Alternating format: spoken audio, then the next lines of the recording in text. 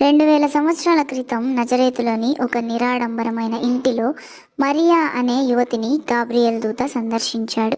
ఒక ఆశ్చర్యకరమైన వార్తను అందించాడు. మరియా, భయపడకుము, దేవుని వలన నీవు కృప పొందితివి. నీవు గర్భము ధరించి ఒక కుమారుని కని ఆయనకు యేసు అని పేరు పెట్టుదువు. ఆయన గొప్పవాడై సర్వోన్నతుని కుమారుడు అనబడను అన్నాడు. ఇదివరకే యోసేపు అనే వ్యక్తితో మరియకు నిశ్చితార్థం జరుగుతుంది, కానీ వివాహం జరగలేదు. కనుక ఈ విషయం తెలిసిన యోసేపు రహస్యంగా విడిచిపెట్టాలనుకుంటాడు. దేవదూత మరలా కలలో యోసేపుకు కనిపించి, మరియా గర్భము ధరించినది పరిశుద్ధాత్మ వలన కలిగినది కనుక నీవు మరియను చేర్చుకో అని చెప్తాడు. అందుకు యోసేపు మరియకు తోడుగా నిలిచి ముందుకు సాగారు. ఆ సమయంలో కైసర్ ఔగుస్తు రాజు సర్వలోకంలో ప్రజాసంఖ్య రాయమని ఆజ్ఞాపించాడు. అందుకొరకు అందరూ తమ సొంత ఊర్లకు బయలుదేరారు. యోసేపు కూడా మరియను తీసుకుని బెత్లెహేము